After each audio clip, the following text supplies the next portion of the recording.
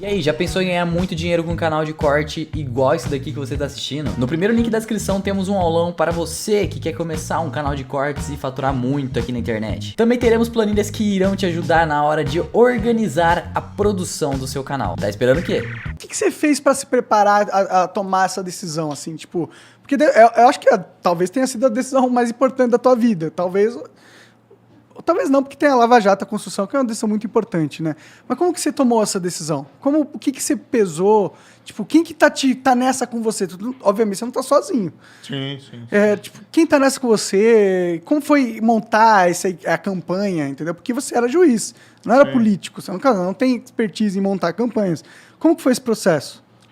Eu tô aprendendo, eu considero essa jornada, né, além de uma oportunidade para mudar o país, para transformar o país para melhor, eu também vejo isso como uma chance de você, de um crescimento pessoal. Né? Claro. Você vai aprender, você vai falar com as pessoas, você vai ouvir as pessoas, você vai...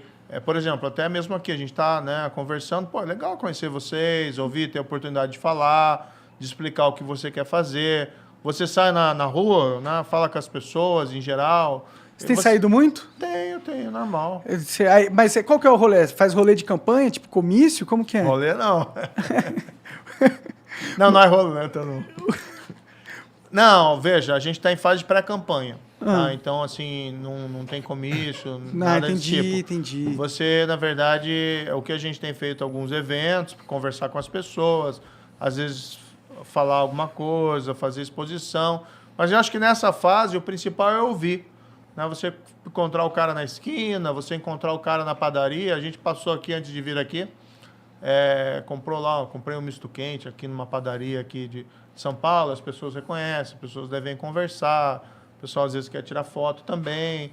É legal isso aí, sabe? Você conversar com as pessoas e você ouvir delas. E o que elas falam pra você? Assim, na média, assim. Olha, o que eu mais ouço é assim, não desista. Ninguém te xinga? É muito raro, viu? Muito francamente. Muito raro. Às vezes acontece à distância, às vezes pegam desses militantes malucos e tal. Eu vi o negócio do aeroporto lá, que uma galera te seguiu te xingando. Aconteceu, né? Não, ali o que aconteceu? A gente foi pra Paraíba, né? Foi muito bem recebido na Paraíba. Aí quando desceu no aeroporto, tinha lá 2 gatos pingados. Entendi. Era uma mulher e um cara falando. Tava cheio de gente lá, aplaudindo, gente vindo cumprimentar, para tirar foto. Tinha 2 gatos pingados, só que hoje assim, né? O cara pega um smartphone, coloca perto dele e fala, parece que tem né? Tinha 2 caras lá que... Assim, não tem problema, pode protestar. Você virou... cara, quando você vira candidato, fudeu, né? Cara, por que você fez isso, cara? Sério mesmo. Assim, porque, ó, veja, lá no começo... Você falou várias vezes assim, porra, não quero, em política não vou me candidatar, não vou fazer nada disso, aí o caralho. Daí tu virou ministro, e eu entendo por que você virou ministro. Você acabou de explicar aqui, inclusive, por que você virou ministro e tudo mais. Mas, cara, agora você tá querendo entrar num jogo que... você vai me desculpar, mas tem gente bem mais... Tem lobos muito mais... Tem gente muito mais filha da puta jogando. É um jogo diferente esse, cara. E assim, é um jogo que, além de colocar um alvo nas tuas costas, ele meio que... Eu sinto que ele descredibiliza um pouco o trabalho que tu fez. Tu não sente isso, cara? Eu acho que as pessoas têm que entender o seguinte. Se a gente... Se as pessoas... Desculpa eu ter colocado... Se as pessoas que são corretas, as pessoas que são honestas, se a gente não se interessar pela política... e não for para mudar o país, então, assim, vai ficar sempre como tá aí. E quem te convenceu, cara? Quem chegou com essa ideia? Eu estava trabalhando no exterior, para ser muito franco para você, e fiquei olhando o Brasil. Aí você vê assim, puxa, nos últimos 2 anos, né, você teve uma tragédia humanitária, que foi a pandemia. Mais de 620 mil vítimas brasileiras. No mundo inteiro, né, uma tragédia, mas aqui no Brasil, 620 mil vítimas. Você vai ficando triste com isso. Você vai vendo as pessoas com dificuldades econômicas, o desemprego está aí, quase 3 milhões de pessoas, sem falar quem está subempregado, com dificuldade. Esse negócio de fila do osso. Começaram a aparecer aquelas notícias de novo de gente caçando lá no sertão lagarto para comer. Então, as coisas assim, tristes. Do outro lado, né, você vê essas decisões lá de Supremo, principalmente, parte do Supremo. E eu respeito o Supremo, acho que tem bons ministros lá. Tem outros que eu tenho uma opinião mais negativa, bem negativa. Tá? Mas tem gente boa lá. O presidente atual do Supremo, o Luiz Fux, é um cara bom. Tu não pode malhar o Supremo ou tu pode ainda.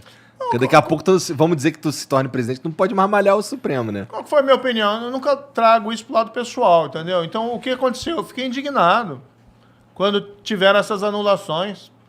Então, anula. Quiser dizer lá que o cara foi condenado injustamente, porque ele é inocente, tá? Quiser anular a decisão, reformar a decisão, dizendo assim, o cara é inocente, né? Você errou. O que eles fazem? Porque eles sabem que não é isso. Aí, não podia ter julgado lá em Curitiba, tinha que ter julgado em Brasília. Ou inventam aquela fantasia, ele foi perseguido. Né? Ninguém foi perseguido, ninguém foi perseguido. Né? Se a gente lembrar as audiências, o que aconteceu, né? O Lula nunca teve prisão decretada. Quem decretou a prisão do Lula foi o tribunal em Porto Alegre, que eu cumpri. Porque era o certo a fazer. O tribunal decretou para ele começar a cumprir a pena. Ou seja, não tem perseguição nenhuma, entendeu? Nunca ouvi um A de mim contra o Lula naquela época. Agora é diferente.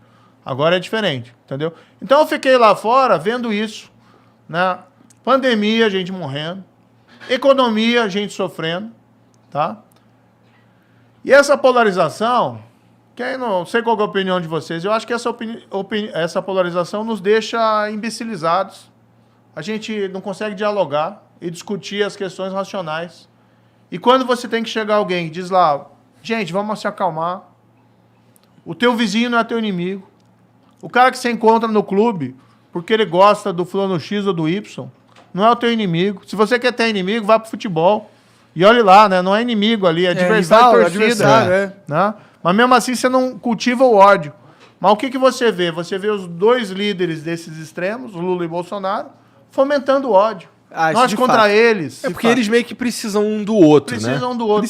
Eu tava lá no exterior, vendo tudo isso, e fiquei esperando. Durante 2020 e 2021, vai aparecer alguém que consiga arrebentar essa polarização, quebrar essa polarização, para a gente ouvir proposta, projeto, e ouvir fundamentalmente, que eu acho que é importante, a verdade. Vai ter alguém para falar a verdade em 2022? Pô, não apareceu, Igor. Não apareceu ninguém.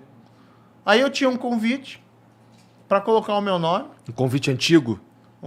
Quando eu saí do ministério, né? Isso foi lá em 2020.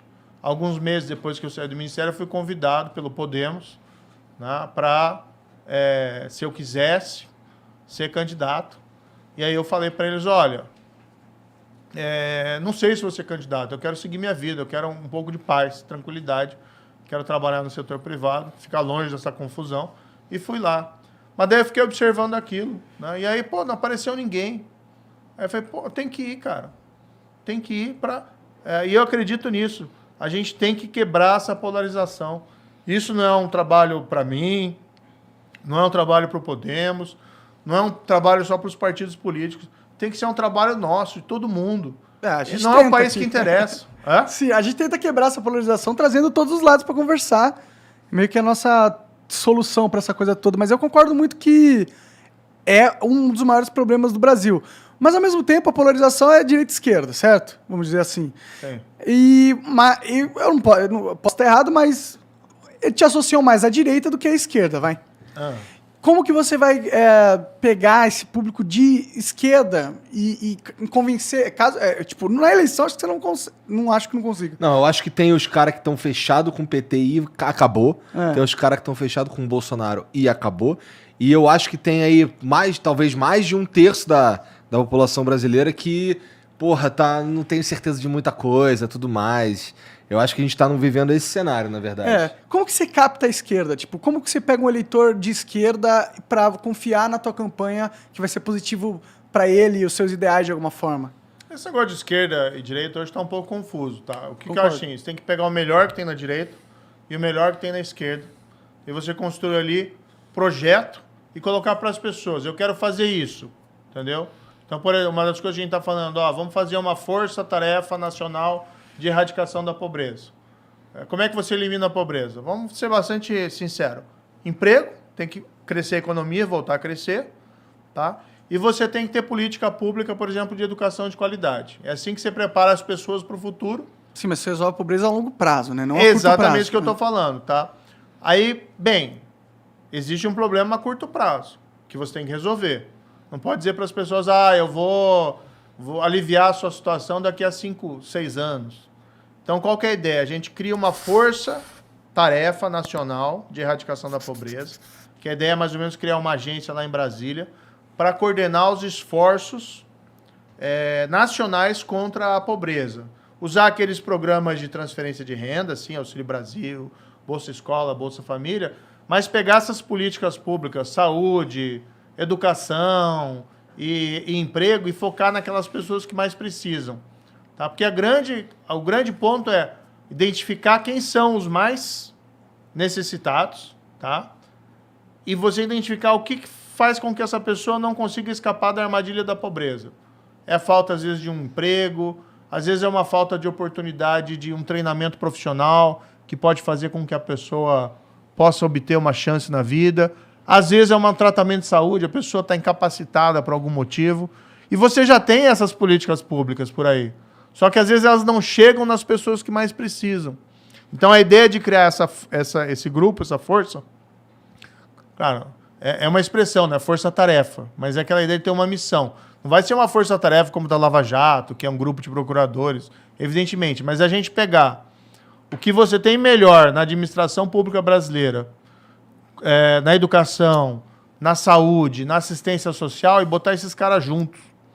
Pensando juntos como você gera soluções de curto prazo e como você faz com que essas soluções cheguem a quem mais precisa. Entendeu? Mas você tem algum exemplo de alguma ideia mais concreta, assim, que você gosta? Que você vê algum Essa exemplo? ideia é bem concreta. Não é concreta, a sua ideia é criar um grupo para enxergar na solução. Não. Na verdade, assim, é o grupo para você pegar essas políticas que já existem, tá? E você levar para aquelas pessoas que mais precisam. Porque o que acontece? É expandir o que já tem, a sua Expandir ideia. não, você fazer com que essas políticas que já existam cheguem àqueles que mais precisam. Você focar. Espécie de expansão das políticas. É mais focalização, vamos dizer, porque as políticas já existem. O que acontece, assim, muitas vezes a pobreza gera aquilo que a gente chama da invisibilidade. O cara fica fora da sociedade. fora do sistema. Ele não Sim. consegue, ele não tem RG, Não tem nada, ele não não tem tem documento, CPF, não tem ninguém energia. sabe onde ele está. Agora, se você for lá na comunidade, né, se você for nas comunidades pobres, todo mundo sabe quem que é o cara que mais está necessitado. E às vezes você tem o governo, não consegue chegar lá, porque não tem um sistema que funciona, porque não tem alguém que está olhando. Então, exatamente qual que é a ideia? Você criar um grupo específico que tem uma missão. Ó. Tua missão é reduzir a pobreza. Aí você pega aqueles caras que mais precisam, você vai lá e vê qual que é o problema daquela família. O pai não tem emprego, mas ele pode conseguir se ele tiver um treinamento profissional específico. Então você vai pegar aquele cara e vai providenciar um treinamento profissional específico e encaminhar ele para o emprego ali. Tá? Focar no que mais precisa. Uma parada entendeu? mais personalizada, de caso a caso. Em vez de uma Exatamente. política pública que trata todo mundo igual, trata todo mundo como é. Não, assim, você, em cada você situação. tem que ter a política universal, educação pública, por exemplo. Quem quer colocar o filho na educação pública tem que ter essa oportunidade. Claro. Eu estudei em escola pública, por exemplo. Sim. Estudei também em escola privada, mas estudei em escola pública. Você tem que ter escola pública de qualidade. Para todo mundo que Lá em queira. Curitiba tem uma escola pública foda, né? Tem. As filhas do Igor Minhas faziam. filhas fizeram lá. Fizeram lá? Minhas filhas estudaram lá. Eu morei lá 4 anos. Foi? E elas estudaram lá durante esse período aí, porra, eu ficava impressionado com a escola pública lá, que a minha filha mais velha estudava lá em Santa Felicidade. E, porra, ela tinha aula de tênis, era algo que me impressionava. Legal. Aí eu ficava, caralho, o CMEI é foda. Não, essa é a questão. Você tem escolas públicas de grande qualidade, mas você precisa, assim, vamos dizer, tem algumas que têm uma qualidade muito ruim. A maioria, né? maioria. Vamos ser sincero, né? No Brasil, Eu vi uma história que me chamou muito a atenção, que foi assim, uma professora de uma dessas comunidades bastante carentes, e foram falar para ela da internet na escola. Que era importante ter internet rápida na escola e tal. Pô, ninguém discute isso. Todo mundo precisa ter internet. E não tem, né? Em grande parte delas. Ou tem uma internet que funciona muito mal. E aí a professora falou para esse cara, né, que falou da internet para ele, falou assim, olha, poxa, internet seria bom, né? Mas o meu problema mesmo são meus alunos que têm piolho. e não conseguem prestar Tem coisas atenção ainda na mais aula. fundamentais do que a internet. É. Tem boa parte das escolas do Brasil não tem... Ih, caralho. Opa, ia fazer aqui uma efeito dramático. Boa parte das escolas do Brasil não tem banheiro, né? E aí, assim, como é que fica? Você tem que equalizar. Mas aí qual que é a ideia? Você tem que ter a política para todos, mas você tem que levar para aqueles também mais necessitados.